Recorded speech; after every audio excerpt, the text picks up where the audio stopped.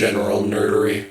The only downside of doing the trailers as separate episodes now, well, okay, the only two downsides. One, I suddenly have to come up with 2 intros off the top of my gourd in a random day, and I'm already bad at, like, planning those out.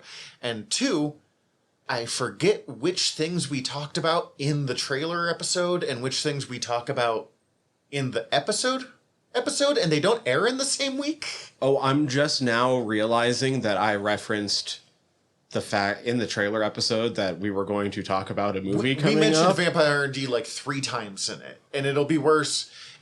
That one doesn't bother me as much, because we'll be like, oh, the thing we're about to talk about in a little bit, and you're like, okay. But when I reference a joke that for us, we made like 20 minutes ago, and for everyone else it came out like 3 weeks ago, that's where I feel like a dickhead. That's who we know who our true blues are. Fucking, all right, I looked this stupid joke up. I went back. You don't memorize every episode before you go on to the next episode? What a profoundly depressing thought of doing. Anyways, welcome to General Nerdery, your podcast about liking things. I forgot my intro line for a second there. Anyways, I'm Zach. I'm Tyler. And I'm Steven. Steven's here. Steven's here. Shocking. Shocking no one. And we are here to talk about a movie that I forgot how kind of foundational it was for me. Vampire Hunter D, Bloodlust. Woo. How did I miss this movie before now? This movie fucking rules. This movie does slap, but we will get to that in a bit. Before that, what have we been ingesting? What have we been What have I been in?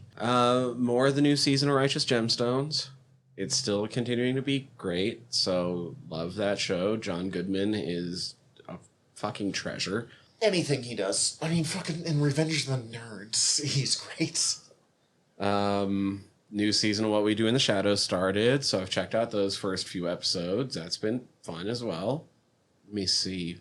Watched Infinity Pool by Brandon Cronenberg. Oh, fun. I want to watch that. I don't know that one. Danny's talked to me about that. It's interesting. It's not my favorite, but it's really well done. And he's definitely his dad's kid. I enjoyed it, though. I'm glad I took the time to watch it. It's I'm trying to think of how to describe it if somebody doesn't know what I'm meaning when I just say Infinity Pool.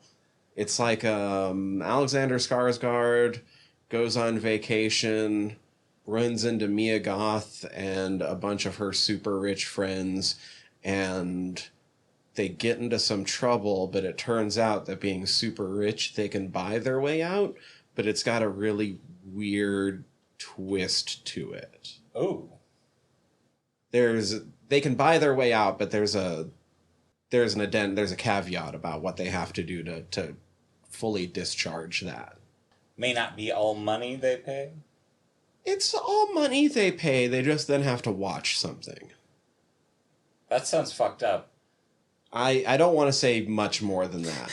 No. It's one of those weird... Please don't. But also, it's the son of Cronenberg, right? Yeah. It's the son of legendary horror director David Cronenberg, Brandon Cronenberg. And this is his second... Sorry, David Cronenberg's a better name. Yeah. Is this his second movie, Brandon? I think so. I haven't watched his first yet. I liked it, though. It's really well done. Very super stylish. Super stylish. But, I don't know. Not much else besides that. It's been a lot of Vampire Hunter D and Marvel Snap. Still love Snap. All the Snap. Give me more Snap. Me and my partner Kat just played through all of the new levels on Mario Kart that we haven't played through.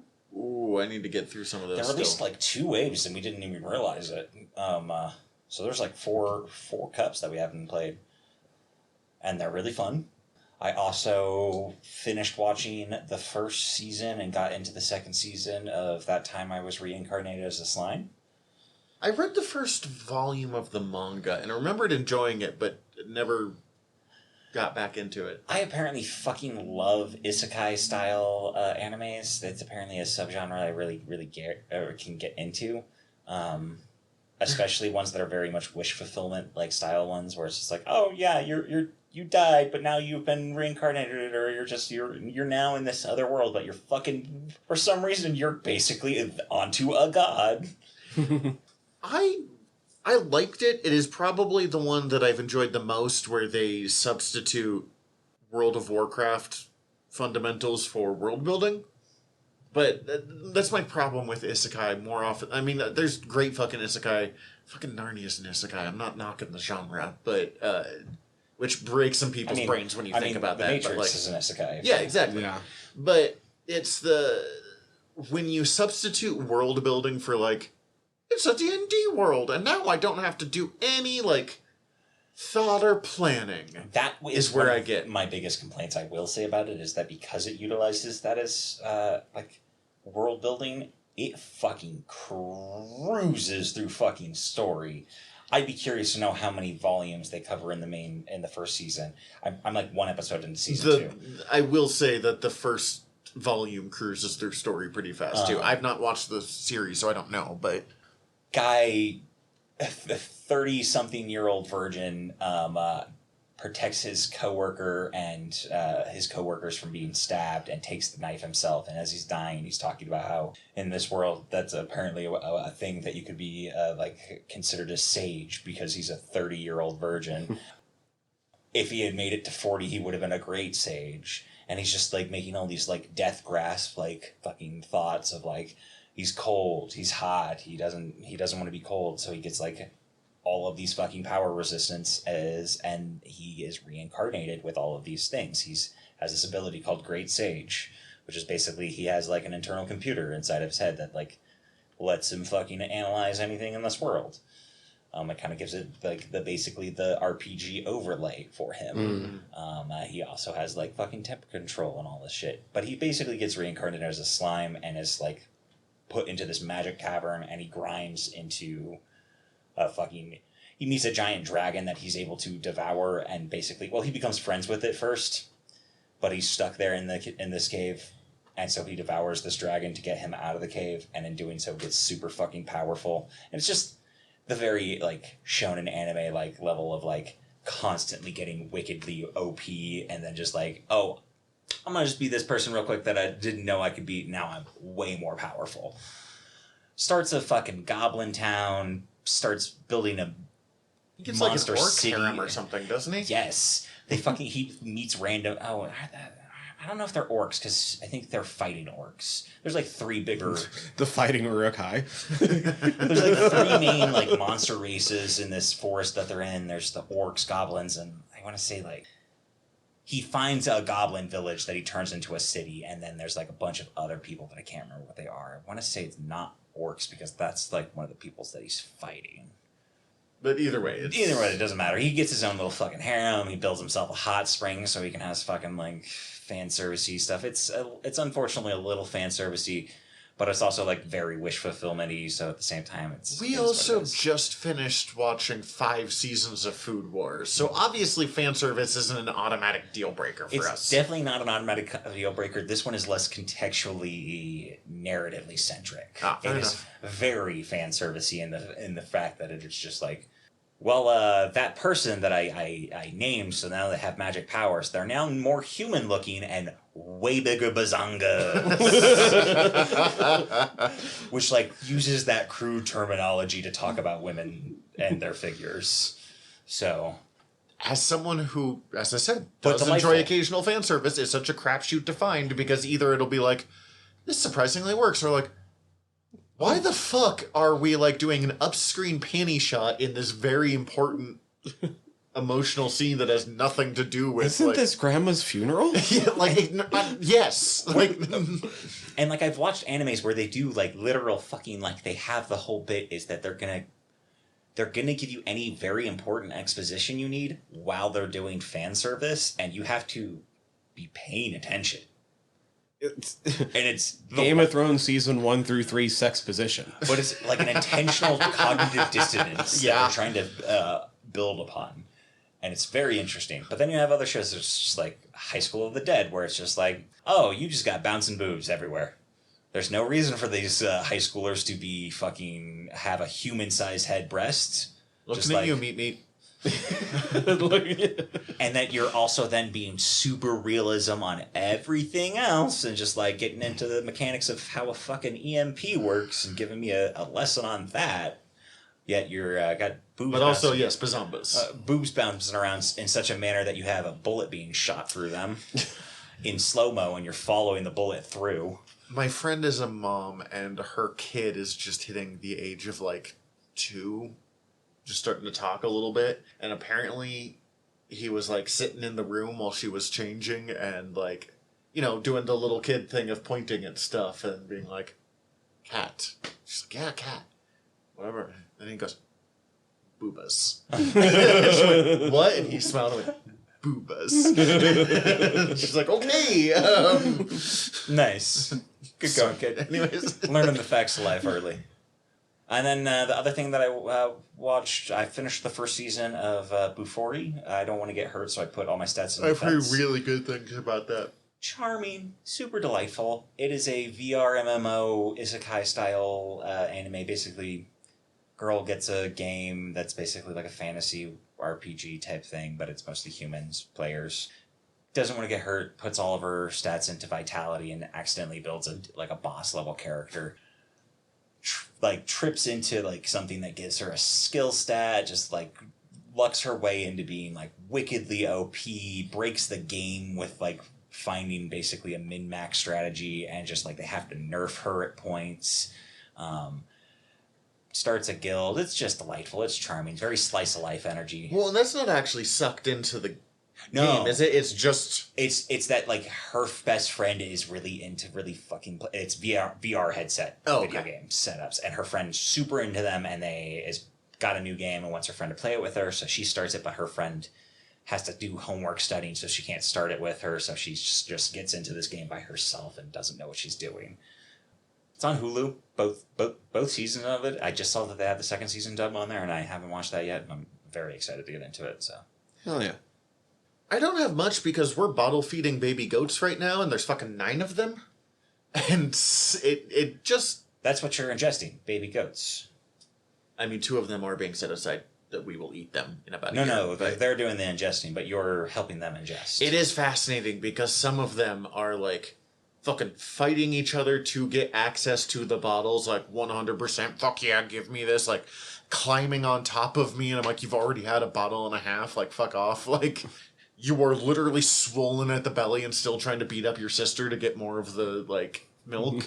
And then others you have to, sit on and, pry their mouth open to... You are going to eat. It feels like I'm waterboarding a baby goat. I don't feel good about it. I mean, milk boarding probably more appropriate, but that sounds bad. It's not fun. But it takes up a lot of time, so I haven't been going through as much. Cece and I have been watching through Muppets Mayhem, which is the 3rd or 4th time I've watched all the way through it. But the baby goats were being born when she and I first started it, so she never finished it. But it does mean that I have once again gotten to watch the Muppets trip on acid. I mean, expired marshmallows. What's some expired marshmallows? Got it. These marshmallows expired in 1992. It's so fucking good. I fucking love that show. I did get the next volume of, since we're on such an anime kick, Kubo Won't Let Me Be Invisible, which I've mentioned before, which is about a kid that literally, no one notices, even fucking automatic doors won't pick him up. So he has to, go through outrageous actions to stay alive. To literally just stay alive. His mom notices him, but only because she's basically built up a tolerance over the years to his, semi-invisibility powers. What the fuck is this? This sounds And then interesting as he all get out. randomly meets this girl who's like, how does no one notice you? What the fuck? And so there's a run. She just starts doing this running game of what can I do to this guy to make people notice him? What can I get away with? And because it's a high school anime, it'll be stuff sitting in his lap during the whole conversation she has with people, and it slowly is developing into a romance, and it's really sweet, and it's just relaxing. And I just really appreciate relaxing slice of life anime lately. So fucking adorable. Oh man, now I gotta remember the name of that anime I want to recommend to you. It's a slice of life anime about a girl's walk to school every day. Oh, that sounds amazing. I'm super into it. I did finish another slice of life anime called, oh god, I can never pronounce it, Shirasai San, something like that. wants to be noticed or something. It is fucking almost close to Kuba Won't Let Me Be Invisible. And it's literally about just this super, like, nice but normal guy who a girl gets a crush on him and fucking wings in hard.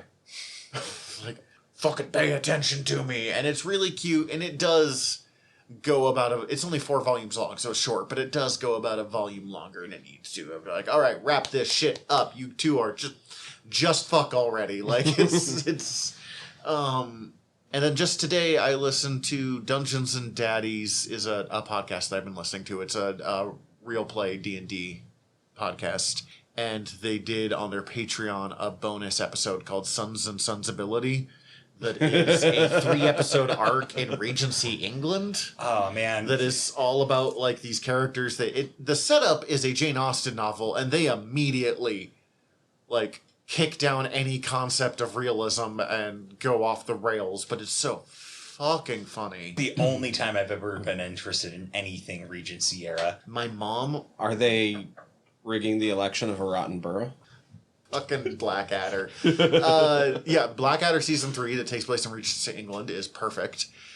But my mom, when I was growing up, watched a bunch of fucking Jane Austen movies. Persuasion, Emma, Sense and Sensibility, Pride and Prejudice, fucking all of them. Oh, yeah. So even if I'm not wildly into the world or whatever, I do have real affection for the, like, feel of things because it's very comfortable. It kind of brings me back to childhood. So watching these fucking dipshits, they're all amazingly talented creators. Like, the DM was I want to say the lead writer on Borderlands 2. Oh, sweet. Anthony Birch. The others did, like, Rocket Jump and Video Game High School. They're great. I Yeah. really love Dungeons and Daddies. But the way they play games, they're aware that they are just kind of like bumbling idiots kicking down the door and seeing what happens. I had 2 other things to mention real quick, because I did beat the Mad Max game. Oh yeah, you've been working on that for a while. I probably could have beat it a couple weeks ago, but there was a couple things I wanted to get done. I didn't go hardcore, like 100%ing it, but is that why you're playing Borderlands now? Oh yeah, and dude, as soon as I finish the Mad Max game, I'm like, I do not need to put any more of my life in this. I like rescanned the map really quick to make sure there was nothing else I wanted to get done, and then uninstalled. And then bought Borderlands. Pretty much. No, dude, the game super slept on, though. The game's really, really good. There was a part in the storyline that I could see coming a million miles away, and it still hit me pretty hard when it actually happened. So, dug that. I've heard it's a great game. The action's fun. And it's like always on sale now, because it's 7 years old. And no one fucking bought it, so why the fuck not? Yeah. And I hit the end credits / beat Vampire Survivors. Oh, nice. As much as you can beat Vampire Survivors. Yeah. There's still a few, like, secret characters for me to unlock.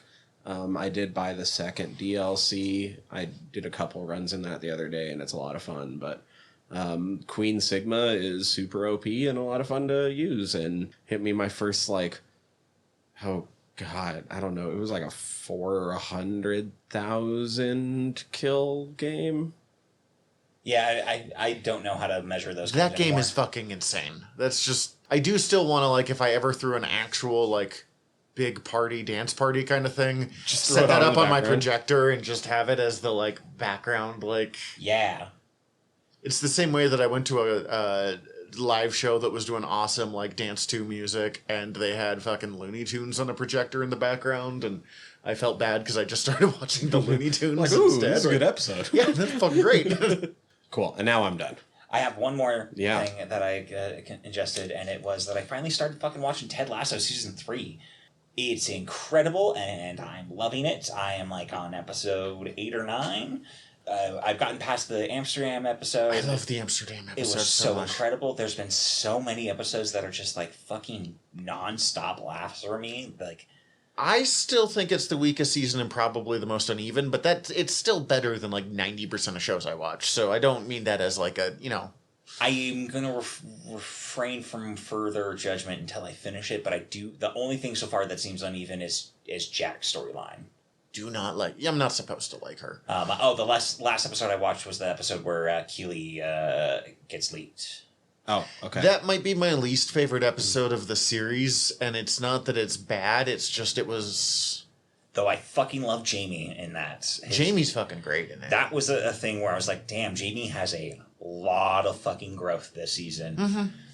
We'll talk about it when you finish it up. But yeah, that's... Well, so I think some of the, because I felt it too, I feel like some of the unevenness in this season, when I look back on it, is that the third season is the only season that feels like it actually takes place over the amount of time that it's supposed to. Fair enough. Also, it's part of it is the who was Brian Lawrence, who made Scrubs and Spin City and edited the first two seasons almost exclusively, wasn't nearly as involved in this one because he was making that Harrison Ford... Oh, Shrinking. Shrinking, yes. And you can feel it, that it's being edited by someone else. The pacing is different. And that's not necessarily bad. I heard a lot of complaints about, like, this episode was an hour long. I'm like, yeah, but fucking they used every moment of that hour, so cool. Yeah, like, that's not been an issue for me at all, like, the pacing of the episodes. It's but I am the also, pacing like, watching, is... like, maybe one episode a night, if that, and I'm, like, really taking my time to watch this But the season. pacing is different enough from the other seasons that it does... I do feel I haven't the made an difference. attempt to try and binge this show, though I will say I can fucking easily rip through season 1 and 2 in a sitting. I usually do when I watch Ted Lasso, but yeah, I've never tried to... One, it would be at least a full day investment. I do recommend Shrinking, though, since we brought I really it up. want to watch Shrinking. It's a lot of fun. Harrison Ford is really fucking good in it. Also, that's got Jason Segel. Jason Segel, and I've never not enjoyed him in whatever I see him in. He's always fucking good. Mm-hmm. I just remember whatever the fucking episode Brett Goldstein wrote for season 3. Fucking hilarious. Lost my shit throughout the entire Which one did he... episode. I'm trying to find it out right now, but like I like ended up looking it up. I think it's the one that has the time jump in it where they're like where Zava's like playing for them. That episode's pretty funny. Zava. We will... We've done Ted Lasso season 1 and I think 2. Yeah, so we'll have to do a season 3 at some point and do it deeper. Oh, no. I guess I'll have to come back for that one. Just join the fucking podcast already, Steven. I mean, I do want to be a lieutenant general. Mostly because it irks you, and also I love pronouncing it lieutenant. All right, we're going to take a quick break, and when we come back, we will talk about Vampire Hunter D, Bloodlust. Okay, so as I said earlier, this is a surprisingly foundational movie for me. I mentioned this to you at work, the number of totally not Vampire Hunter D characters I quote-unquote created in middle school when, like, learning to be original with, like, making stuff. But I doubt I've seen this movie in, like, 15 years, 10 years at least. I completely forgot how buck-fucking-wild this movie is.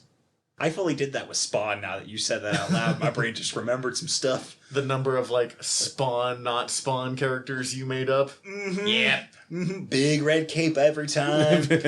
Always in, like, a black fucking... He's totally not D. He just happens to have the same hat, sword, and cape and fights monsters. Not vampires, monsters. Not to be mistaken with the monsters that Vampire Hunter D fights, but different monsters. Different monsters. He fights those monsters They're in not pursuit of Barbaroy. vampires. Yeah, not Barbaroy, monsters. Also, because I just, when I watched the show, I, as much as I did back in the day, I didn't really pay attention to voice actors and stuff as much. I did not realize that Johnny D voices half the fucking cast. Yeah. This episode almost didn't happen because I was like, we could do Vampire Hunter D Bloodlust, but I know you already did it on Fried Squirms. I'm like, oh no, I'm 100% down to talk about this again. You were, well, because I saw you guys were doing it. I was like, fuck, that's a Fried Squirms episode I would have come here for. So now we do a third one where we're all on a Fried Squirms and General Nerdery mashup. Maybe we'll do that for the original Vampire Hunter D or something, which I also watched a lot. I don't know if it's Fried Squirms material because I've never seen it, so we'll find out. There's a lot of blood and some tits. Not that this is necessarily a Fried Squirms thing, it's just, it comes up. Is tits a Fried Squirm thing? Because if it is, I missed it. Horror movies have a lot of tits. I mean, it's definitely in the, it's in the content warning stuff or whatever. There was tits in Singapore Sling. Gross. Real Yeah, gross. real gross. I'm not saying it's a good thing. I'm There are saying tits in The Shining. really. Yeah. Real gross. I mean, I bet there's someone who's into that. Moving on. I came to Vampire Hunter D late enough that it's not really foundational for me. Yeah, I was but 12. This style of character is my shit through and through. And so as soon as I did find Vampire Hunter D, I went real hard in the paint. Well, yeah, he's cyberpunk Blade. Yeah, he's also post-apocalyptic Solomon Kane. I love the post-apocalyptic fucking angle here, especially that it's like vampires have now rebuilt the earth and subsequently built humanity in their own likeness, and because they wanted to fucking just keep rolling as like king god shit vampires, but they've hit their fucking They peaked. This is incredible fucking storytelling that this was my first time watching this movie this week was for this podcast. So Did you have any relationship with D before this? no, not at all. Okay. Other than having heard the Fried Squirms episode, which unfortunately I didn't. I was pretty baked when I listened to, so I forgot it. Well, now you can re-listen with context. Which We were is the pretty plan. baked when we recorded it. Really? On fried squirms? What? I Yeah. am so shocked. Okay, I'm sorry. I'm Keep going. disappointed. You're smoking now. pretty, Shut up. Only pretty. Okay. Not completely obliterated. Also, doing this episode gave me the best excuse in the world to go and start buying up all the novels again. So I have the first omnibus edition and actually read Demon Death Chase this weekend. That's the one this to is get based ready. off, right? Yeah. Okay, so... Yes, okay, real quick. Vampire Hunter D is originally a novel series written by... Please tell me who the... Yoshitaka Amano. No, that's the no. artist Sorry, for it. Hideyuki Kikuchi. Sorry, I was looking at the Hideo wrong side of Kikuchi, this. with illustrations in the novel by Yoshitaka Yoshitaka Amano, best known for doing a lot of the Final Fantasy design artwork, which is wild because it always then turned into 8-bit that looks fucking nothing like his work. But he still gets credit. Also, I want to say he did a Sandman story at one point, but I'm not... Sandman the Dream Hunters. That's it. Just absolutely gorgeous. I have an art book of his Vampire Hunter D artwork, and it's so fucking impossibly gorgeous. Fucking beautiful, gorgeous designs. I really love that era of. Ooh, that cover art for this omnibus is super gorgeous. That's because it's Yoshitaka Amano. Yeah, him and Neil Gaiman do great work This is together. an Holy era shit. of anime that I really, really like the animation style. It's kind of where I started to get into anime a lot of like. Yeah, this came out in 2000, so I was 12. So this is based off the one we're doing Third. here is Demon Death Chase, which is the third novel. The original movie, which came out in 1985, was based off the first novel, and it looks wildly different because it's that 1985 style of anime. Very much a completely different style of anime. D is Different director? I believe different everything. Yeah. D is built like a brick shithouse in that first movie. He's so big. This one's from Mad Studios, right? Or Madhouse? I Ooh. probably got that wrong. It's probably Bones. Madhouse. Which they do a lot of fucking good anime. Now this one's interesting also because it is a surprisingly international production setup. Like a lot of it was done in America and with English cast. It's almost impossible to get the Japanese. Yeah, so that's actually really interesting. This is one of the few weird Japanese productions where the English voice was what it was matched to, because the English recording was recorded like 3 years before the Japanese voice recording. And since it's been put out, some of the rights issues are really weird, and the company that basically owns the rights to the Japanese voice cast has made it so that it can only be released on the Japanese editions of the movie. Strange. Weird. I remember because, I mean, when I watched this, Wikipedia existed, but it was before it had the fucking 20 years of And see, history, so... This is why I think this was in the last episode when we were talking about Blue Beetle. So last week's episode, when we were talking about anime being licensed to Oh, other that's the countries. trailer episode that they listened to probably like 2 or 3 weeks ago. 2 or 3 weeks ago. Sweet. So we mentioned briefly how anime was licensed in Mexico and how it was more feasibly accessible there. That's counter to my understanding of it. Like, the fact that shit is just, like, license locked to certain people and you're never going to fucking see it is the way I understand anime in a lot of contexts. That's more so what I hear of, like, oh, well, if you want to watch it, you just got to watch it. You got to watch it in Japanese, and there's no sub or dub. You're just going to have to learn Japanese. Go fuck yourself. This little bit that I read, because it was only released theatrically in an English language version. On its Japanese theatrical release, it was subtitled in Japanese. And it premiered on September 23rd, 2001 in America, where it played in 6 theaters. It grossed $25,521 in this run and $151,086 in total. That's pretty good for a 6-theater run, as far as I can tell. Making it the highest grossing Japanese film ever in a language other than Japanese. Damn. Which is just fascinating in 2023, where I'm used to fucking Marvel movies making...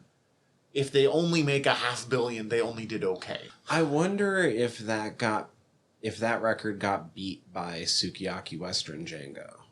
Because that's another Japanese movie where... So that one's interesting because it's a Japanese movie by a Japanese director, but he was making a Western, so he forced his entire cast to speak English, and some of them knew no English whatsoever and had to do their lines completely phonetically. Oh my god. Oh my god. I mean, that's how certain people didn't fucking... That's how Firefly did all their Chinese, but which also, is why like, it's on Crouching Tiger, Hidden Dragon doesn't...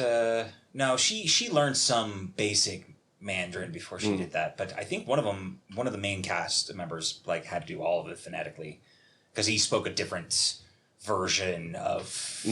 China has like 8 languages exactly. in their country. And I don't want to say the incorrect one and be incorrect, because he spoke one language, didn't speak the one they needed him to spoke, so he had to do it all phonetically, is all I understand. And that, like, it happens more so than I expect. But an entire movie? Well, his entire role. Yeah. Also, in fairness, while I'm laughing at that, the most expensive Japanese movie not presented in Japanese is such an incredibly niche record to, like... Yeah, like, what are the other record... Apparently this fucking Django movie. Yeah, good point. Yeah, Sukiyaki Western Django by Takashi Miike. Oh, fucking Mika is so good. That does sound interesting. He's fucking great. Yeah. Oh yeah, great movie. Vampire Hunter D. Yeah, so I've now read all 2 versions of it that are out, because at one point in the 2000s, Hideyuki Kikuchi also was doing a manga project with getting his novels adapted into mangas, and hand-selected, like, an artist to adapt and illustrate it, and the only reason it didn't finish was because then that artist got into a really bad car crash and couldn't finish it. Eee, that sucks. I actually just picked up, it just arrived recently in like weird fucking timing. I backed a Vampire Hunter D American comic series on Kickstarter called Mission to Mars. Right. That has a bunch of... Admittedly, sadly, the covers are the best part of it in a lot of ways, because it's got like Jay Lee doing just fantastic fucking covers. The story itself is fine. It is the worst Vampire Hunter D thing I've ever read, but it's still fucking sweet because it's still Vampire Hunter D. As a quick, if you have never seen Vampire Hunter D, highly recommend you watch it, probably before you go any further. But the basic concept of it is, this is as we mentioned, it is a world in the far future. Vampires have risen up. They've taken over the world. Their numbers are dwindling. Humans are taking the world back, I guess. And this is a post-apocalyptic, kind of steampunk, kind of cyberpunk vampire adventure. Super gorgeous aesthetic to, like, spaceships and shit, and, like, I don't even know what... The robot horses. I cannot get over how much I love the cyborg horses. Like a modern gothic, like, kind of aesthetic to everything, but, like, cyberpunk. Gothic punk might actually be the best way to explain Gothic punk this. is probably the closest way to do it. But I fucking love the opening sequence where you get title cards explaining everything, and you're just, like, floating through space, and you're seeing just, like, wreckages of, like, what looks like gothic architecture, but it's all fucking space stations and like starships and stuff. That was a trip for me because if you watch the original movie, they don't reveal that D is a Dunpeel, or Dampier as we know it these days. But I am going to just lay my foot down right now. I refuse to say Dunpeel. That was just a result of the script being written in Japanese and immediately translated to English with a very poor localization. I'm just going to stick with Dunpeel because that's what I learned first. It's supposed to be Dampier the entire time. Also, his name is Meyerling, not Meyerlink. Anyways. That did sound super weird, so I guess that makes sense. D is one of those worlds where you can tell a main character because all of the like background characters just have like standard kind of Western look, and then someone fucking rolls in looking like I can't think of her name. Layla with the fucking cyberpunk bright red leather look. I love the fucking motorcycle she takes off the fucking RV. That stresses me out, but we'll talk about it in a sec. But to finish what I was saying, D is a Dunpeel hunter. He is a half-human, half-vampire, the son of Dracula. Or the Vampire King, or whoever you want to call The him. sacred ancestor. In the original one, it is straight up Dracula. So they don't say it here, but in other D stuff, it's Dracula. Is Dracula. Uh-huh. And he goes around being a fucking badass, and he has a demon in his left hand whose origin, as far as I know, has never even been attempted to be explained. It's, I think, implied once that his dad did it to him. This actually links into this story. It doesn't happen in the anime that we watched, but you run into another one of the parasites that left hand is. Oh, fuck yeah. That's what Mashira actually is. Which one was Mashira? The werewolf. Oh. They changed him in the anime to be a werewolf, but he's actually a body switcher that is one of the left, like the same kind of parasites. Left Hand is one of my favorite characters in anime because he's just... Oh man, that might be the best thing the Kickstarter ever did. They did temporary tattoos, and they're all Left Hand's face. Oh, that's really good. That's good. They set it up really well. There's a couple little details that I learned from reading the book that is wild. Yeah, so the stories all take place in at least the year 12,091 because that's when the first book is set. And it's unclear how much time happens in between each book. I was reading up a little bit on the Wikipedia just to like understand a little bit more to like, because this is the first movie I hadn't seen anything else and unfamiliar with it. But like, there's big time jumps apparently in the novels, but also like it then like sets up like a firm date of like this is when this is fucking taking place. Oh, and then also like there's a huge 10,000 year jump in between somewhere here. Oh shit, I didn't know that. I mean, randomly 10,000's over assumption, but there's like a big time jump. I mean, randomly they in between scenes in this, and it's just at the very end, they do have a like 60-year time. It's gorgeous. God, that final scene's beautiful. And also, the implication that he's been doing this for a while because the fucking old guy that he buys the horse from is like recognized him as a kid. So D is at least 5,000 years old. It's unclear exactly how old he is, but it's for sure he's not like a full 10,000, which was... That number is only significant because 10,000 years before is when Dracula ran around doing a couple items that set up for shit that Dee runs into later on in some of the stories. Yeah, isn't it supposed to be that like 1999 is when the nuclear holocaust happens? Something like or that. sometime around that tracks for a series written in the 80s. Mm-hmm. Also Om Shinrikyo was big during that time, and they had a whole lot of like the end of the world is happening in 99. So really love that concept of that like vampires were just like working out in the shadows beforehand, just like, yo dude, they're fucking going to explode themselves. Let's set up some bunkers and get everything set up. Grendel does the same fucking thing. Yeah. And then the war against the vampires, this was the part I didn't know. The war of humanity against the nobility lasted over 1,000 years. Well, I'm going to Barnes & Noble to find some Vampire Hunter D shit after this, because I did not know any of this fucking backstory. Yeah, like, there's a bunch of interesting world building that is just like, oh yeah, that's just the foundational shit that we're not even going to really talk about, because we're just mostly interested in all of that is foundational to this character that we're going to tell you about, Vampire Hunter D. The vampires essentially set up an entire vampire civilization. So there was hundreds of thousands of vampires, which means you need people for them to feed off of. But they had apparently also created like synthetic blood that they didn't need people. They literally just like, I don't want Coke Zero, I want Coke Original. And in fairness, that sentence makes me get it. And had essentially created like a giant, super technological post-scarcity world that the humans over the course of 1,000 years had to systematically dismantle in order to choke off the nobility to be able to take them down. That's fucking cool. Wild shit. Okay. Real quick, for this story, the basic concept is incredibly simple. D is hired by a man because his daughter has been quote-unquote kidnapped by the vampire Meyerlink. I know it's supposed to be Meyerling, but I'm just going with what they said in the show. Voiced by John DiMaggio. Voiced by John DiMaggio, the first of, as I said, about 8 different roles played by Johnny D. He is warned that a other group of vampire hunters have also been hired. The something Marcus Brothers. Marcus Brothers. Johnny D didn't do Meyerlink. That's No, John Rafferty. he did the dad. Johnny D did the dad. Okay, yeah. And one of the Marcus Brothers, I think. One of the Marcus Brothers and also the sheriff. And the sheriff. Sheriff Bender. One of the... He also played the werewolf man, which is funny because he's Jake the dog was the werewolf man, and that's why I did not bother relearning And I that think he dude's played... name. I think he does another voice of one of the monsters, but I can't remember which one. He does a lot of voices. He's very good in this. Oh, he's great.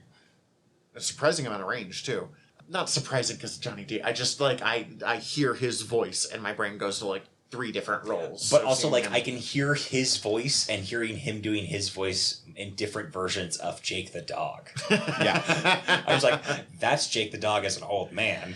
Side note, werewolf with a giant mouth in its stomach, even though he's, like, the easiest to defeat of all of the Barbaroi, is such a, like, creepy visual that I love it. Yeah. The giant mouth is a reference to the fact that he was one of those parasites in the book. That tracks. It's just super creepy. Mm-hmm. That's super fucking cool, though, the design of it. Big shocking thing, the fucking, the girl, Charlotte. I hate how they pronounce that. Charlotte. Charlotte. Come back to me, Charlotte. Charlotte. Is actually in love with Meyerlink and completely ignoring the fact that he is old school vampire who has clearly murdered many people. And he's like, I think told her that... She's like, how many people did you kill? Has he killed? None. I'm like, this opened with, he killed all of your brother's dumbass friends that went with him. That was 50 people. But he's like constantly telling her, like, hey, yo, I'm a vampire. You don't want what I got. But, Yeah, look, but the I story love you is so fucking much. The story is sweet. Charlotte's a fucking dumbass. I'm sorry. My bigger question Charlotte, what did they need voiced before by this? Wendy Lee. Who's great. Bulma. Not just Bulma. Dude. Yeah, she's a ton of shit. Her list was insane. What the... Faye Valentine. Yes, that's the other one. Nice. That's the other one I was going to get to. And there's a fourth one, I guess, that was listed that I was like, how are you? Oh, TK from Digimon. Right. The kid with Patamon. Fucking, that arc of characters, like, Jesus. Yeah, no, the cast in this is absolutely phenomenal. They're always great. I love voice actors. They're incredibly talented. They are not always great. There's plenty of ones where I'm like, you had $20 to hire these, didn't you? Yeah, and then they're noticeable, but then there's a lot of really good voice actors. Yes, no, who are I agree. incredible at And their I am craft. also a big fan of voice actors. This is a particularly good cast. Possibly the worst is Bengi, and he does everything right in being a, like, frustrating, shrieky thing. Reginald Barclay plays... That's fucking Mad Murdock. Dwight Schultz. That's great. Lieutenant Barclay is he plays Bengi? Yeah. Yeah. No, he does great. His voice grates on me. In fairness, so is Dwight Schultz, but let's talk a little bit about the Marcus. I don't really feel like walking through this Like movie too chronologically, much. because it's also it feels like it's kind of just like random set pieces that like are sewn together. It's like Blade 2 in that route, but better. Oh, Like it definitely so feels like chronologically like they're chasing them. I was going to ask if you guys noticed the fact that this is just a riff on the third act of Dracula. I did not, because I haven't read Dracula since I was a kid. I did not either. So instead of Dracula stealing Mina and running away with her, Charlotte ran off with her on purpose. Charlotte ran off on purpose, but he's still employing the aid to get in the way of the pursuers. The Barbaroi stand in place of the Romani that Dracula uses. That's significantly less problematic.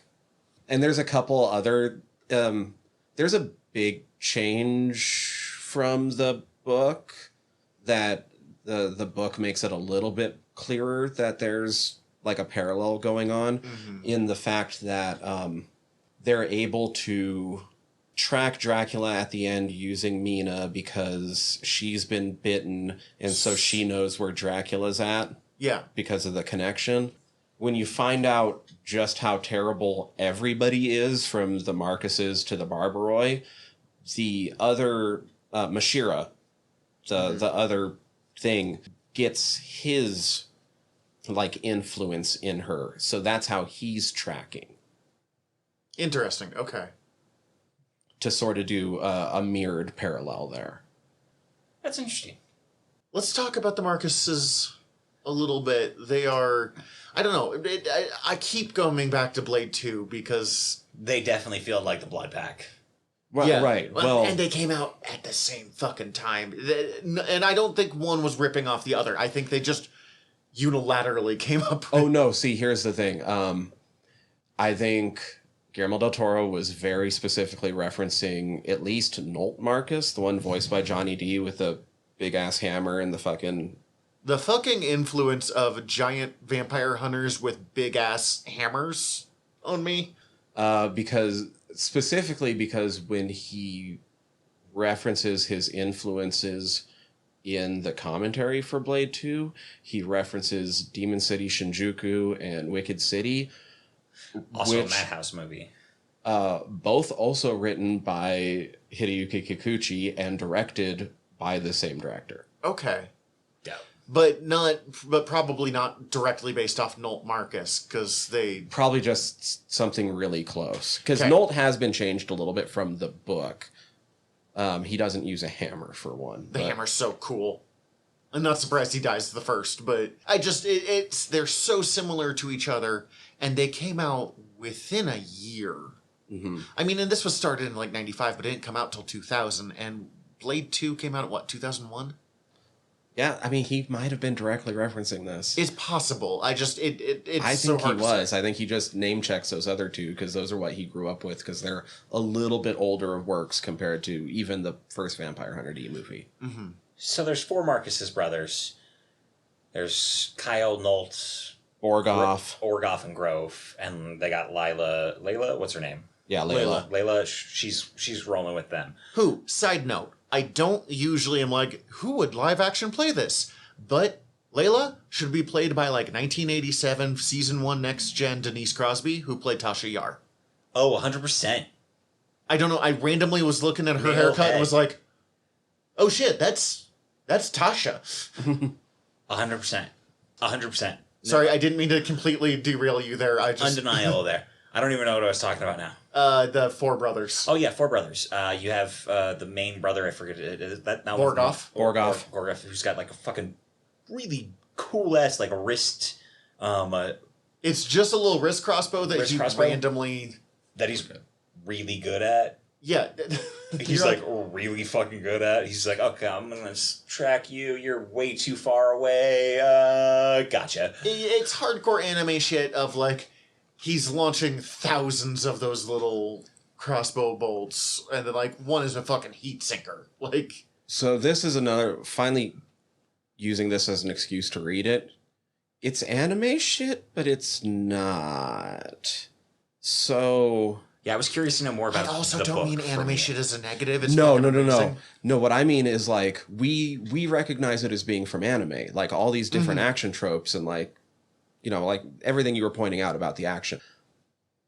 That's the dude's writing style.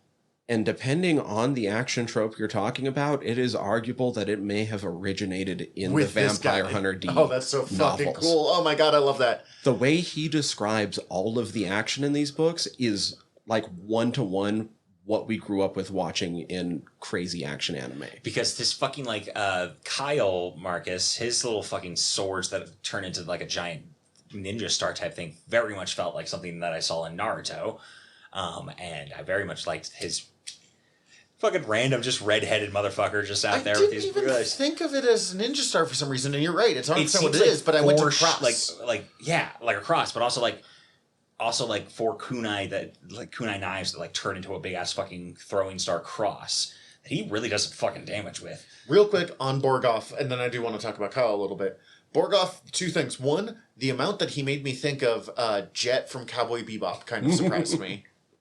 2, that scene where he fires the fucking single crossbow bolt and D catches it like 2 inches from his face. Like and the whole thing. most iconic Vampire Hunter D frame in It is history. the most beautiful thing I have watched in an anime, in an animation thing, in a fucking long ass time. And it was from 20 years ago. It is...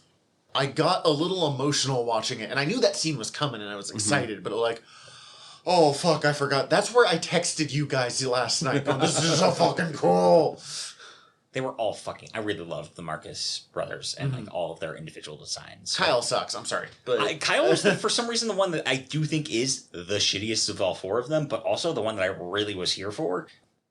I don't know why. he's kind of the whiniest. You know, he reminds me of one of my favorite characters from Yu Yu Hakusho.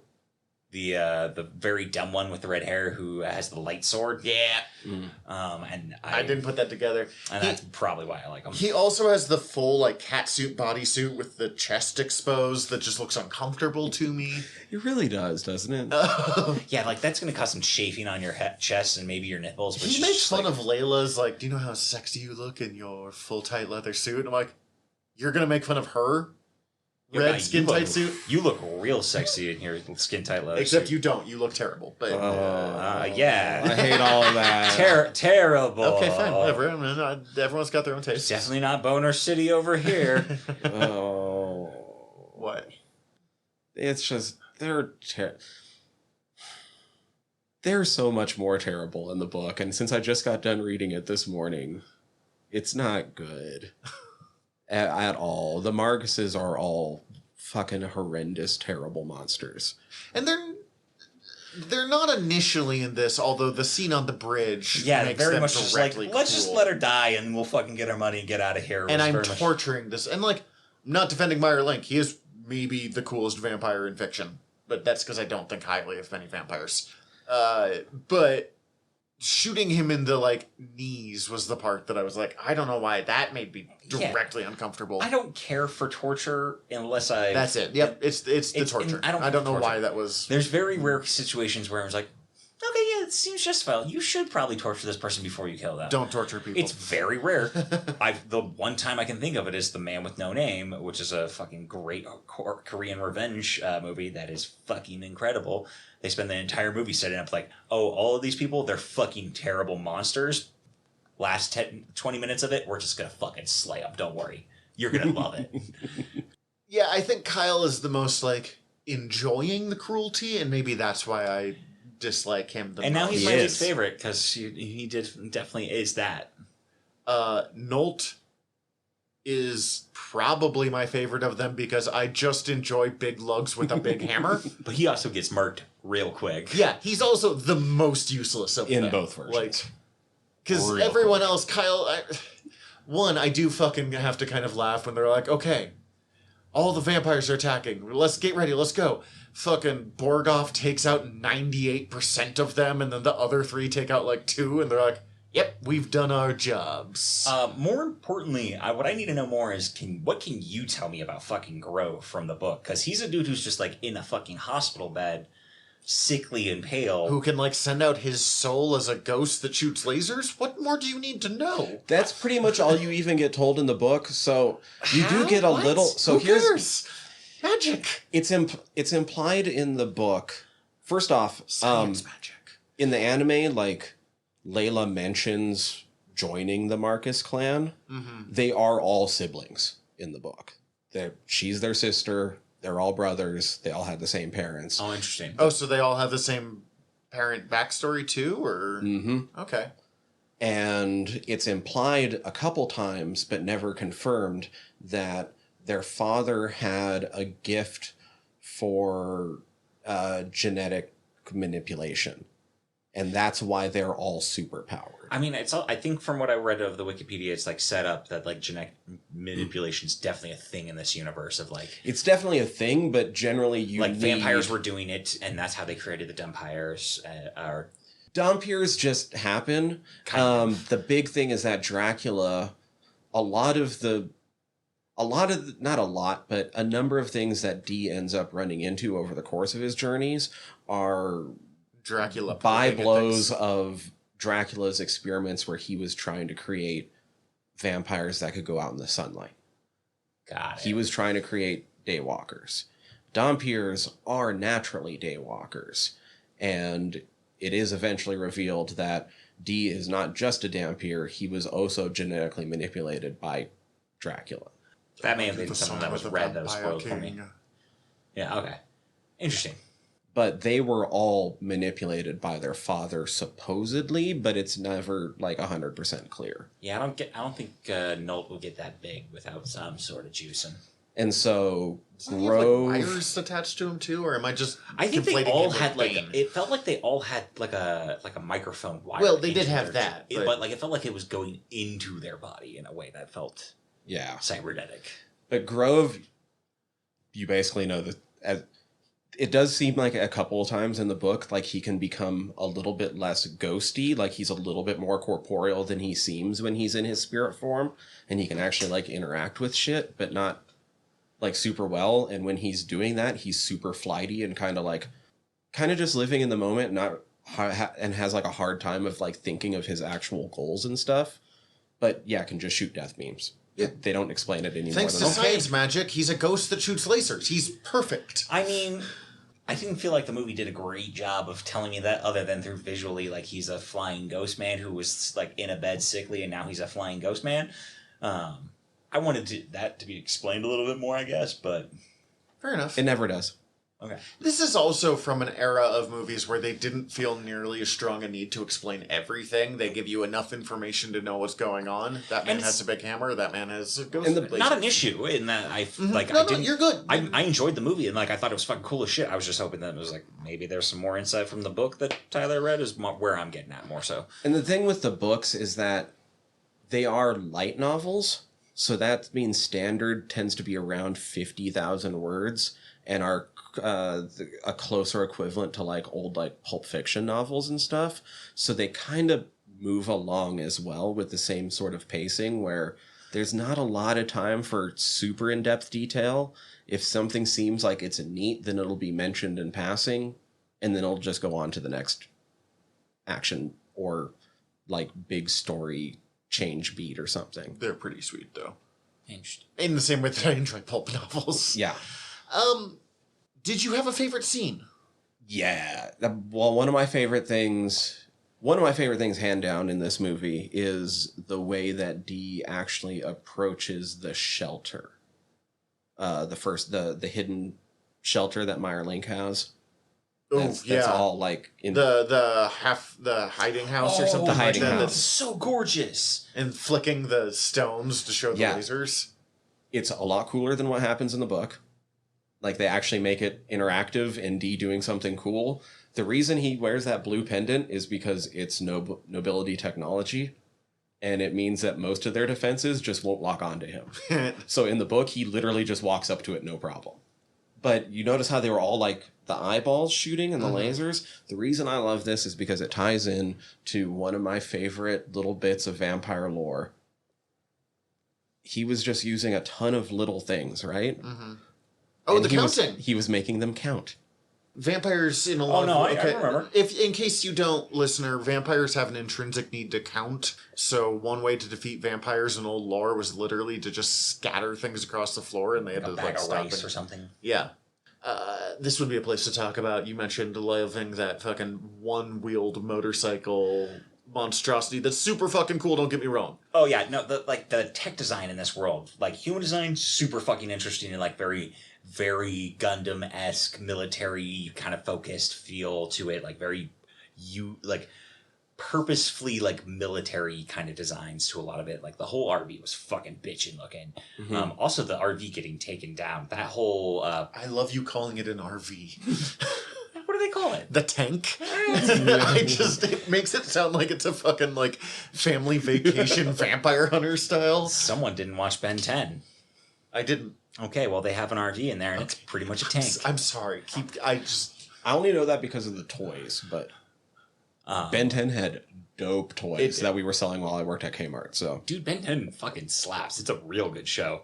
You being like 2 years younger than me is why you're more into Ben 10 than I was. Because I was just old enough to be like, I don't watch cartoons. Which, fucking liar. Oh, yeah, no, I hit that point too. But also it was mostly just like, I don't watch those cartoons anymore. I don't watch cartoons. Ooh, Kim Possible was on. Yeah, that's because Kim Possible fucking slaps. Yeah, no. Okay, anyways.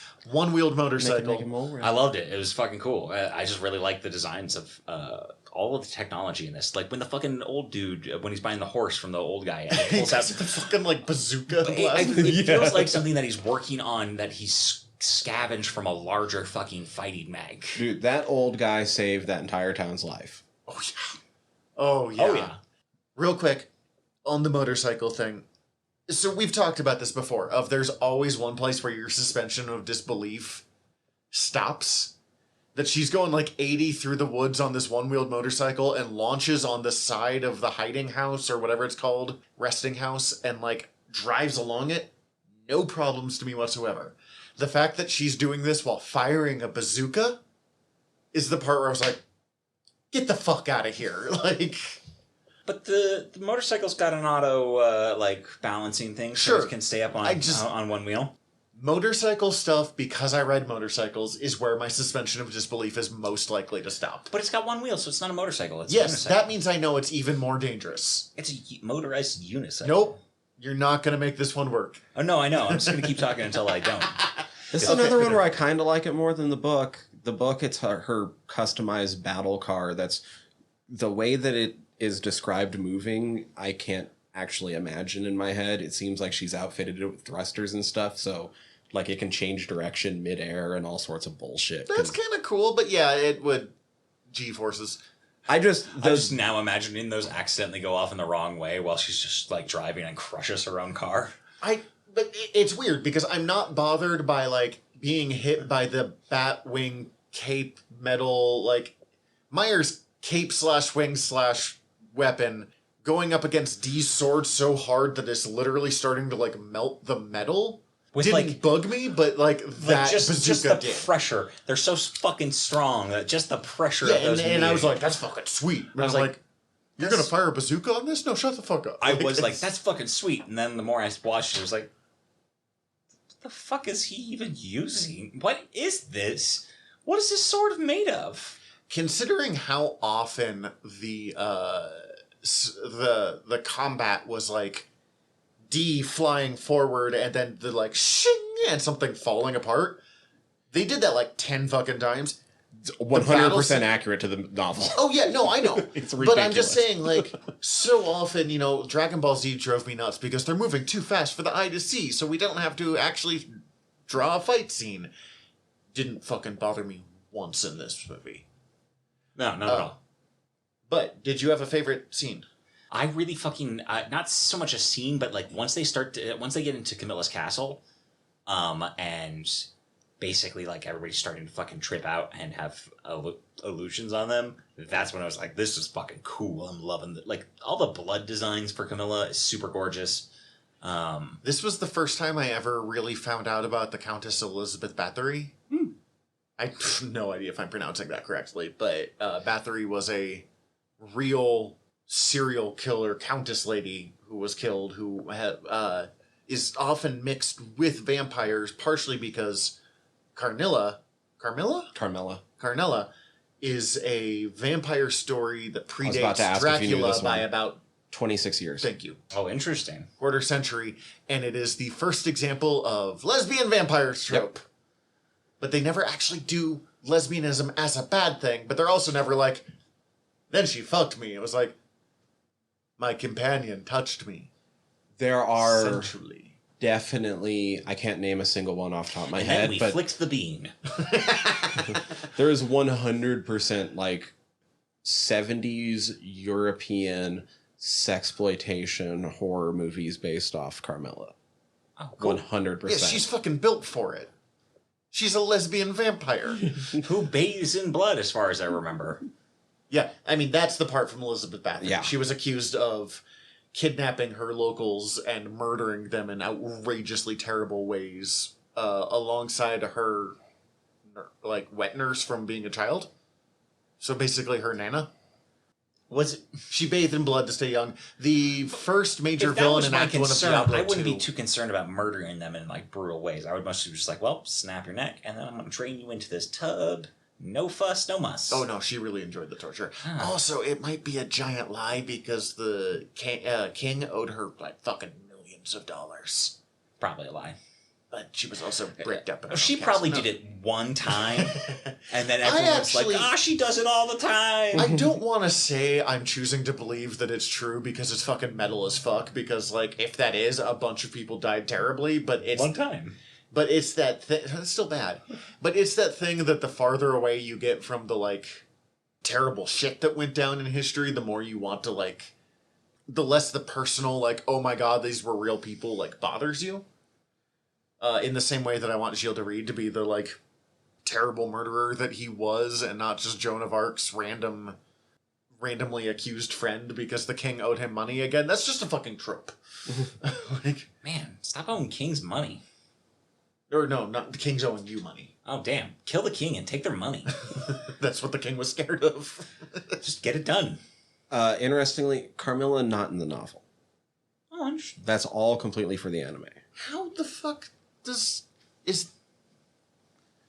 that is such an intrinsic act. I don't know how you tell this story without the Blood Countess. So it, like I said, it's a little bit more of just a 1-to-1 for the last, like the third act of Dracula, where it's just a pursuit that ends in death.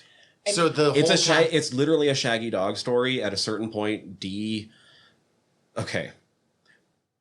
Here's a big change from the end, and we'll talk about the ending for a second. The spaceport is ruined. There's not even a chance of going to the stars. Everything is slagged, it's torn apart. Which you see in the opening of the movie. It's basically a bunch of space rubble. So the big reason in the story that Dee actually doesn't like catch up with them sooner is because at a certain point in the story he realizes where they're going and knows that it's pointless. So he can just do it on his own fucking time. They're basically Thelma and Louise. Yeah. And here's the other twist is that Charlotte also knows. Oh, shit, I was going to ask. Because that actually makes it very beautiful in his own... It's very tragic. Like, it's a super, like... Just like, this is, like, the movie is super gothic romance. Yo, that puts so much more emphasis on that, like, our impossible, beautiful dream line that she has there, which I kind of was going, shut the fuck up and make her a vampire already. You could still save her. But he doesn't want to. Yeah, but she fucking has already asked him to do it and is dying. And he's like, how terrible, you're dying. But you could fix that right now, Meyer. Yeah, but he loves her and doesn't want her to have to suffer the curse he feels every fucking day of his life. Yeah, I know, but also, they were gonna go live with vampires on the moon, which is fucking a So Futurama cool. episode. But, Yeah, like, she don't make it outside that airport, that spaceport. yeah, man, like, she's dinner fucked already. She's Like, a snack to go in that fucking Applesby to go. but in I the still have space. that strange moment of, like, really feeling it when Layla's like, go on, fly, you can do it. I'm like, he killed so many people. Like, So here's the...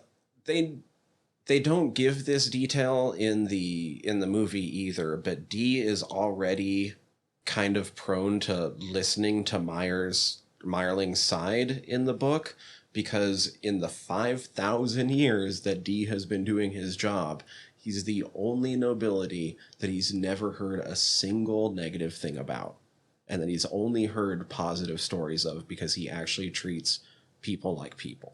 that's fucking cool. That explains the, like, weird respect that he gives Meyerling that you don't Mhm. And he's such a kind of silent protagonist in this movie for most part. Like, he has very few Oh, lines. D never fucking talks. That's just that's not his thing. That's fine. That's why we have Left Hand to make fun of him. Yeah. But that said, the final line in the movie where he makes fun of Dee's dress sense, shut the fuck up, man. I would Right? wear that hat every day of my life. You'd look good in that every day of your life. I have a pattern to make it. I've just never gotten around to it. It would be wildly impractical. Like, imagine It's getting so into big. a car. It's so big. Well, you have a truck. You can put it in the bed. This is why I have a truck, so I can fit my hat. Or start riding a mechanical horse. On a steel horse I ride. I'm going to back Oh, up like dude. 3 minutes. I love the expression in your face when I said that Carmilla was anime only. I just...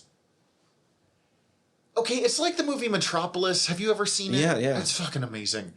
A character in it is intended in only for the anime. It's not in the original manga. And for the life of me, because I've never read the manga, I cannot figure out how you tell that story without that character. Because it's such an intrinsic part of... It's so seamlessly worked in. I mean, it's just a race against the clock, and they're just getting to a fucking vampire. Yeah, I sport, is guess. all that They is at just that point. add a whole third act, but that third act Which affects everything else before it so heavily that, like... Was I misconstruing this, or does it feel like it felt like Camilla was trying to orchestrate Coming back to life. coming back to life, and it felt like they were trying to imply that she had orchestrated Meyerlink and Charlotte's like relationship. Or at least found out about the relationship and figured out that she could use it because she's a strange ghost vampire lady. So knowing Yeah. now Something like that. knowing now what you've said about like from the context of like the book of like Meyerling is supposed to be like not the worst of vampires, and it's supposed to be good. Like, I thought, like, contextually, there's like, I didn't understand why the fuck they were together. It was like, where do they meet? What how are they together? Why are they so fucking hardcore in love? It seemed like he Even had that's a just little abducted- unclear in the book. Well, I had to reread that page a couple times.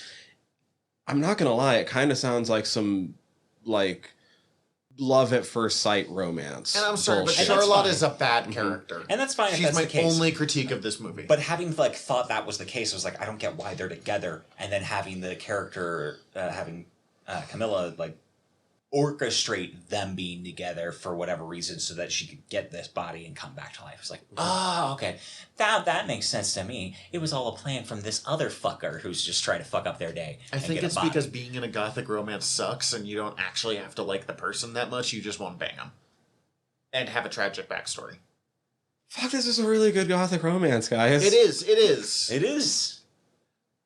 On a couple of different levels, too. Because, like, I don't necessarily believe that Layla has fallen in love with Dee, but there is some level of, like, at least deep understanding leading to, I don't want to say love, but at least some form of... There's definitely camaraderie between the two of them in a way. Camaraderie's better than affection, which is the word that I was struggling to because find a it better doesn't word feel for. like Dee has affection, from what I understand of what I've seen. That this said, character. he calls her an old friend later, and I believe it. Like, he has as much as he's capable of, which actually fucking ties into my favorite scene of this movie, which is kind of the middle and the end, because they fucking link together, is the scene where Dee almost dies, and she saves his life to return, and they're hanging out under the, like, giant tree to protect from the rain.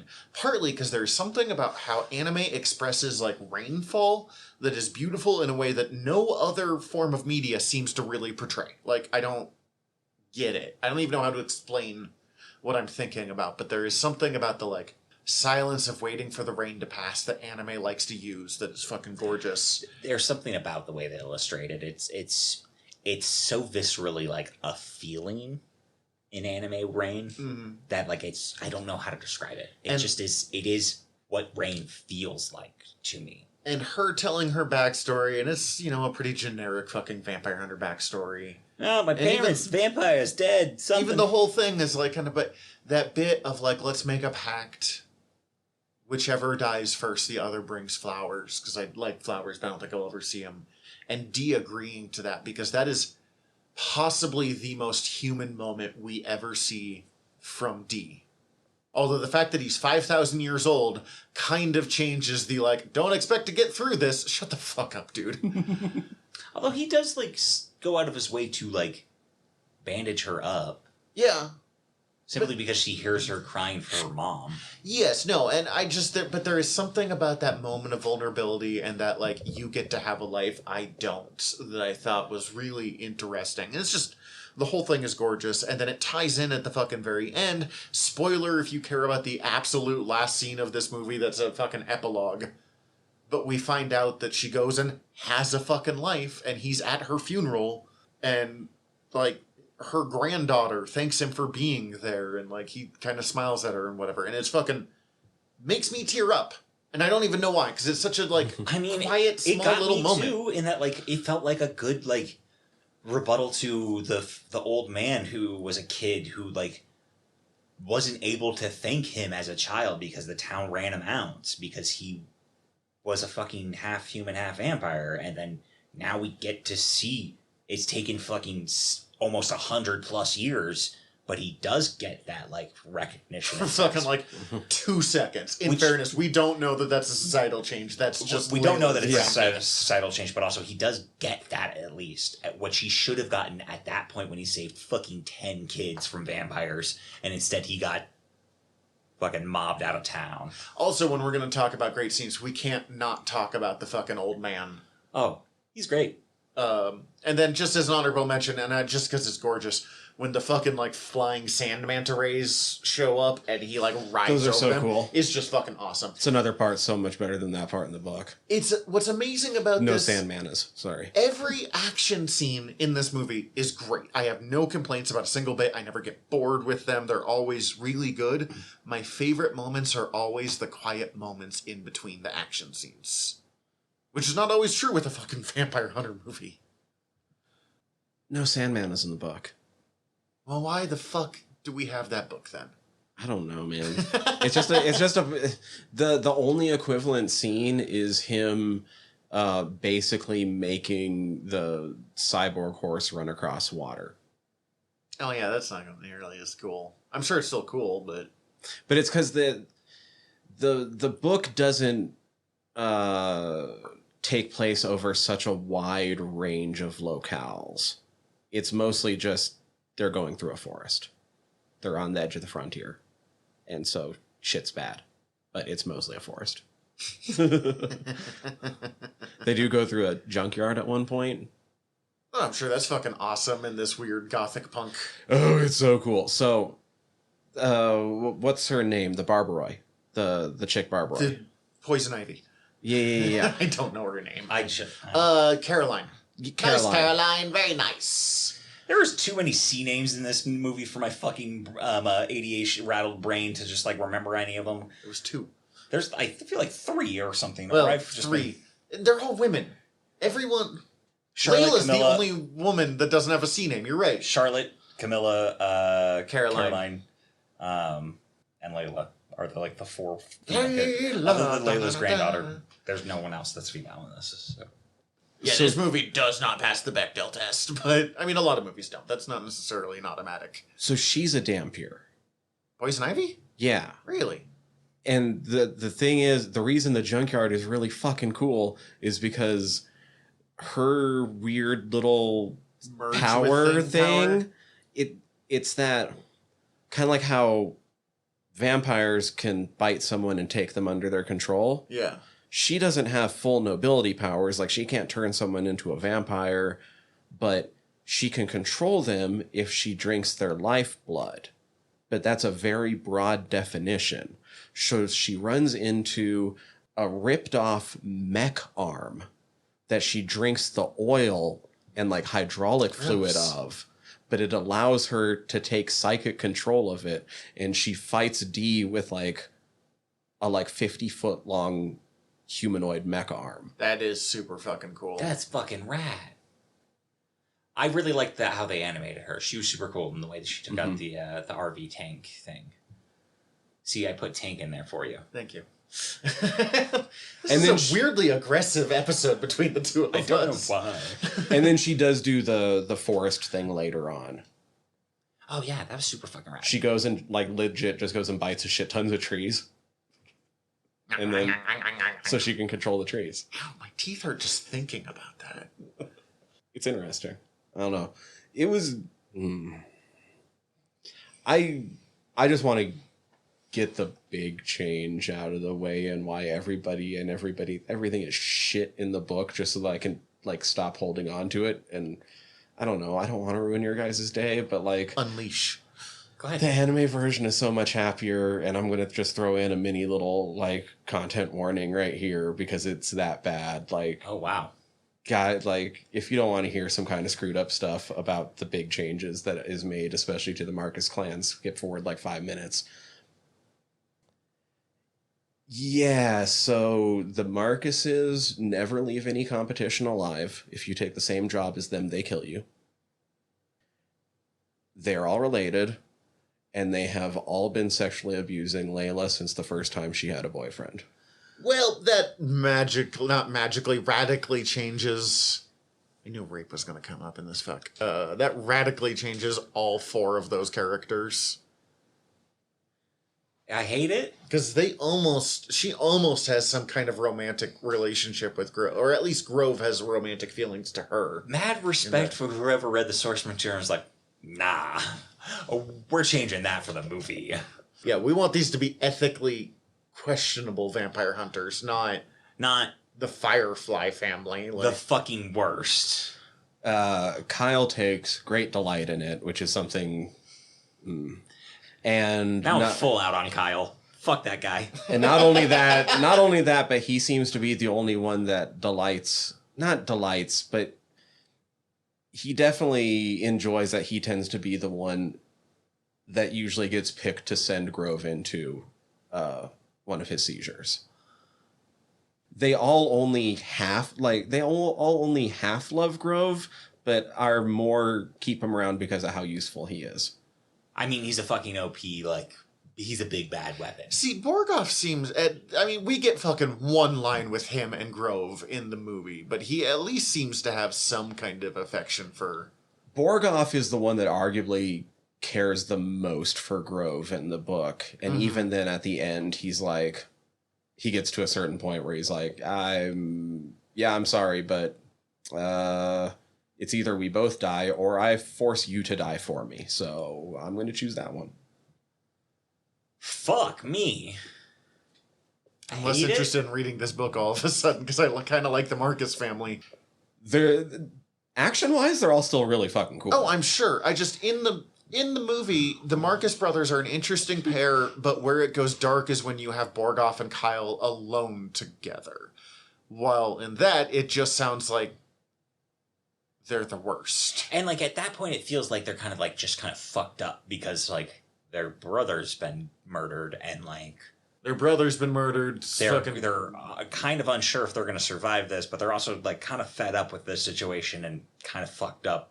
Oh, like, I could understand it a little bit. I don't like it, but I can understand it. It's like, yeah, my brother was just fucking murdered. I'm gonna get revenge. Well, and when there's a vampire and there's been a 1,000-year war against the vampires, I recognize that it's going to change stuff a little. But as someone who hasn't been part of this 1,000-year war, the torture scene made me uncomfortable. Yes.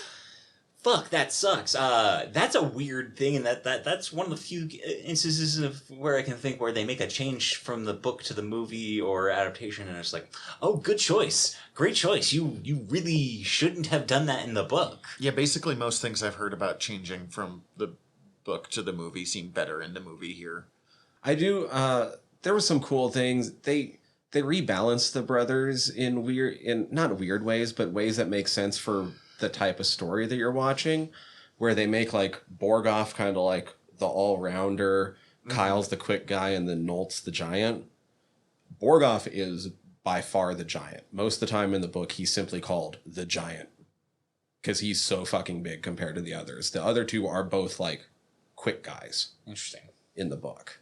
Well, he doesn't have a hammer, you said Nolt didn't have the hammer. Yeah, with the hammer, you really need him to be the fucking tank of the group. Yeah, in the book he has like an iron hexagonal staff that the way he wields it's hard to describe, but it's described in a lot of the same way that you see Kyle using his blades in the anime, except with a fucking giant staff. Oh, so that's boring because there's two of them. No, because Kyle in the book, and this is the most anime fucking shit in the world. So he Soul Calibur 2, Voldo's hand blades. He basically has those on the ends of super long, thin, strong wires that he whips out and can manipulate with his fingertips, making them weave in and out of trees and like spiral around them, and are just like crazy, weird long-range weapons. Interesting. Borgoff still has a bow, but it's not like a crazy, cool little crossbow thing. Built into his wrist, like a wrist gauntlet crossbow. It's described as looking like he just reached up and grabbed a limb off of a tree and strung it with gut from some sort of animal that he killed on the side of the road, but he's pulling off like crazy ass magic shots and shit with it. That's still pretty cool. Yeah. I get the change. It's easier to visually like kind of. But he also more explicitly has magic that he can do in the book. Mm. Like he calls down lightning on D when he's crossing a bridge at one point and shit. Direct magic use seems to be bigger in the books from what I remember, while in the shows, I mean, obviously magic exists, but it tends to be more stuff like left hand than it is like lightning bolt. Yeah, he's got like a scrying mirror. It's all described really cool. He like, when he sees someone, he can use the scrying mirror to then imprint his memory of their image upon it, and then he has to do this by moonlight with clouds out, and he uses that to direct the moon's gaze at that person and project it onto the clouds so he can watch what they're doing. And that's how he's tracking D the entire time. That's quite a sentence. That's rad, I think, if I understand it. It's interesting. If I followed that correctly, that's pretty fucking rad. Because the moon can see everything that's under her. Something like that. Sure. Okay, whatever, dude.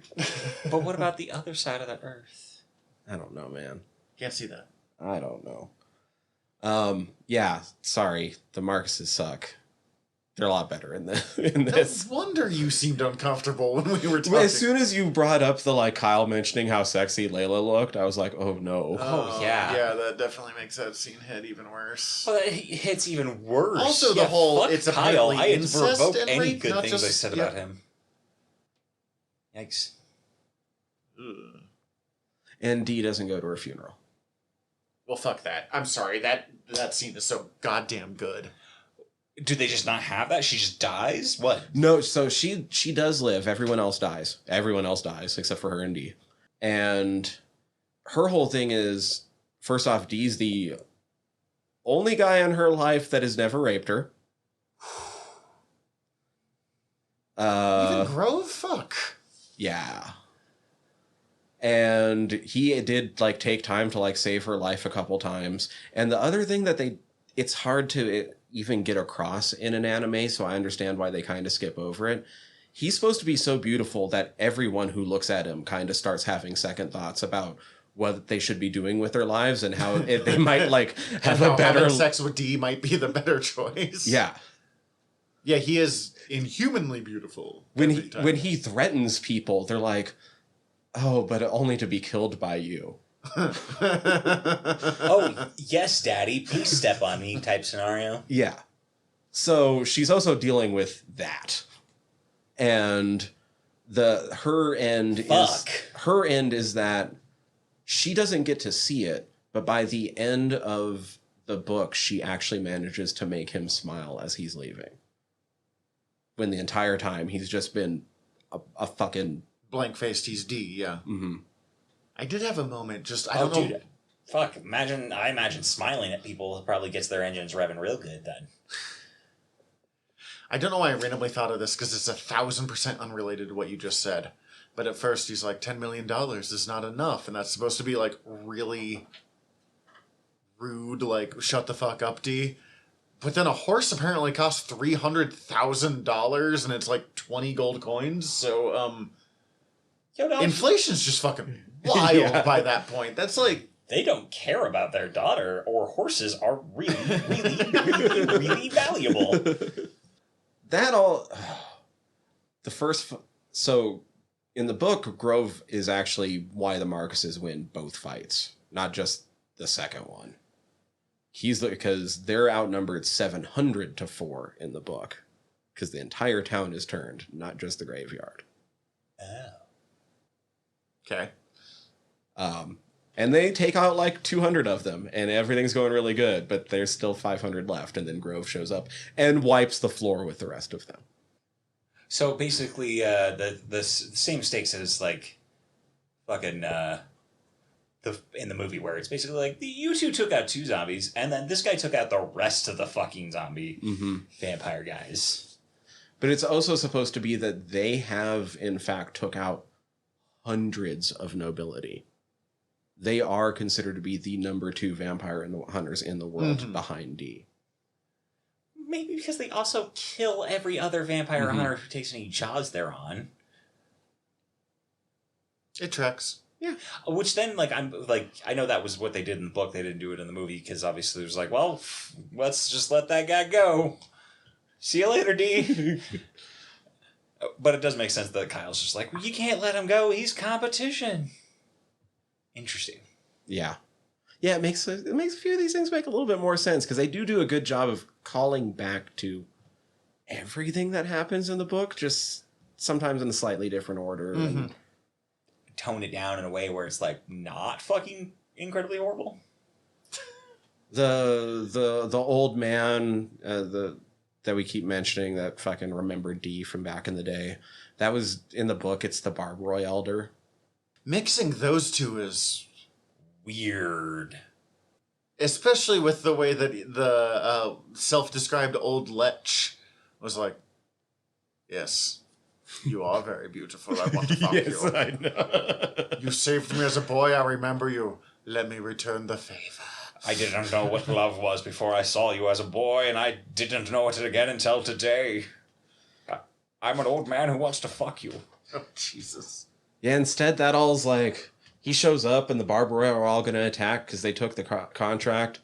And then the old man's like, yeah, no. So, like, the rules you all know is that we're supposed to honor our contracts. But there's an older rule that most of you don't know because you're only 500 years old. And I'm 10,000 years old. And and there's a rule that was set down when we first founded the village that if the sacred ancestor or any of his descendants show up, we basically throw down our lives for them.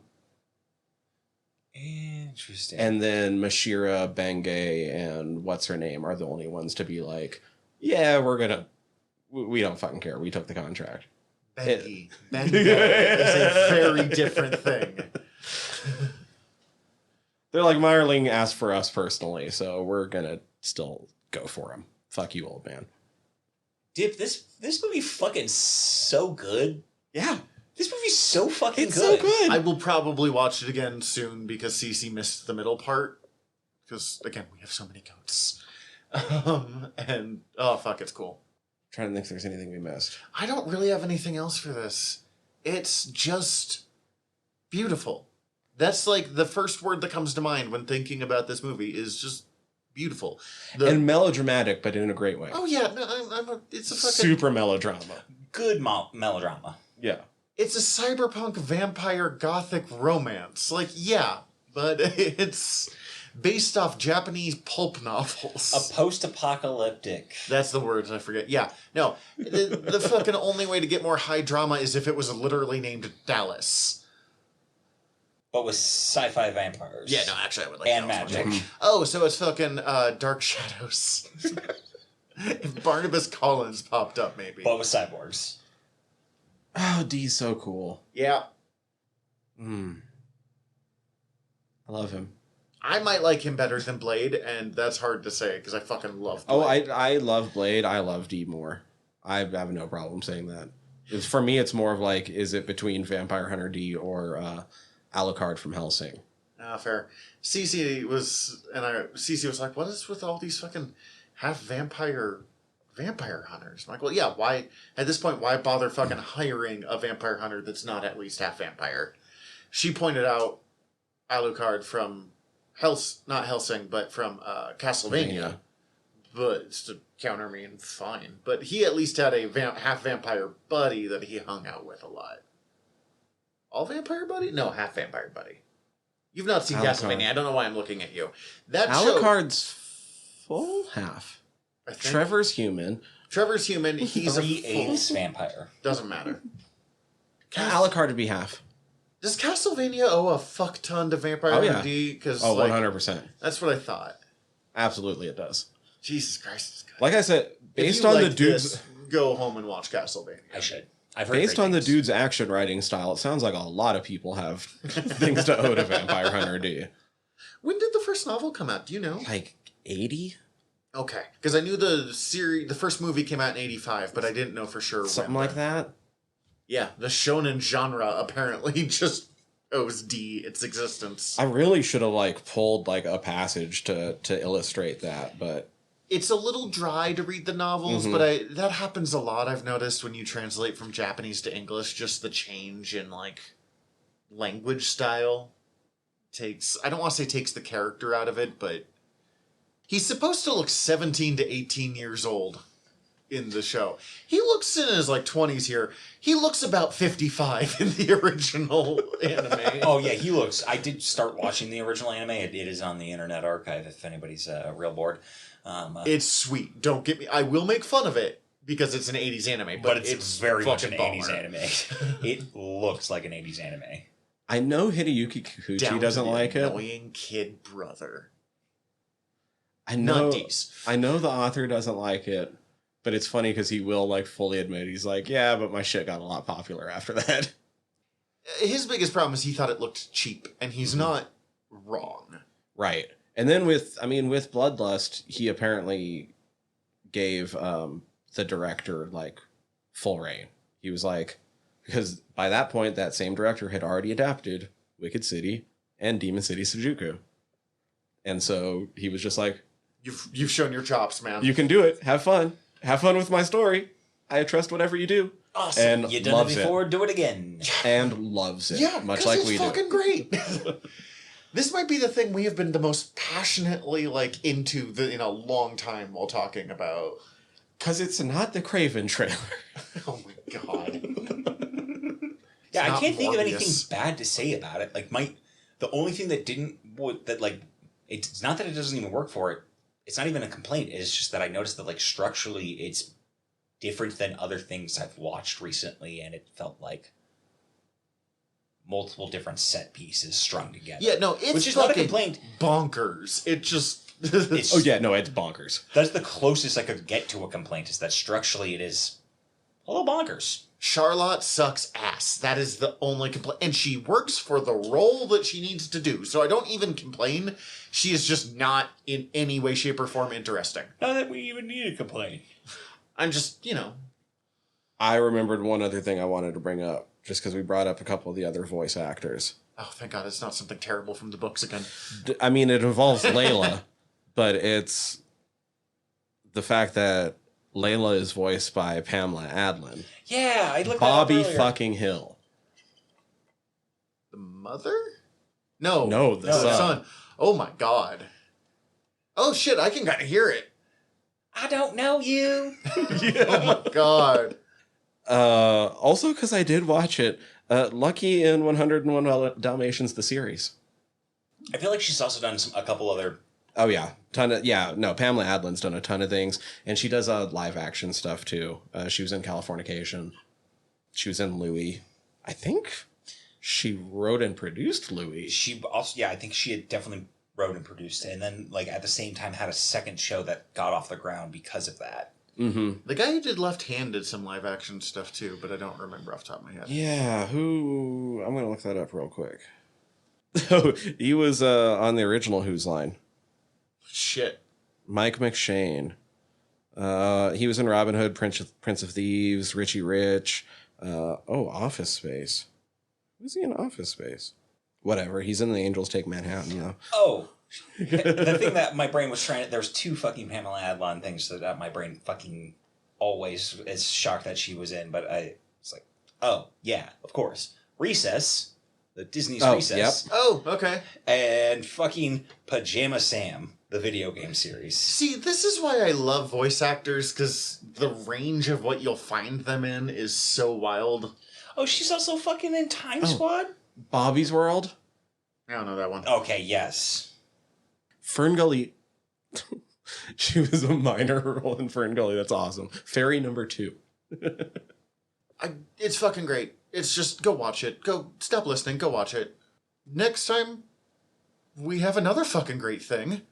Because we're doing Castle of Cagliostro, Lupin III, and Miyazaki all in the same thing.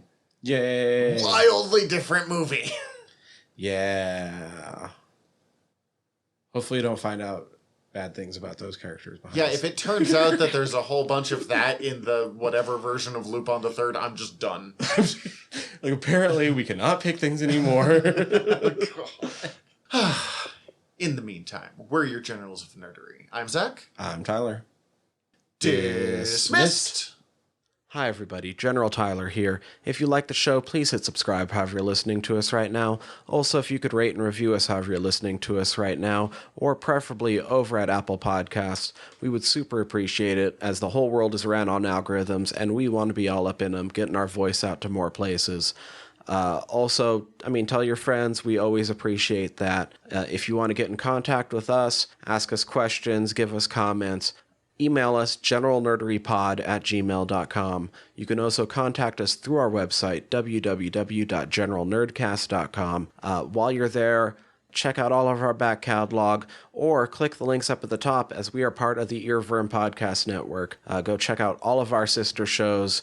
We're involved with most of them, so if you already like listening to us talk, it might be in your best interest. And if you want to check out everything from the network, head over to earworm.com, EARVVYRM.com.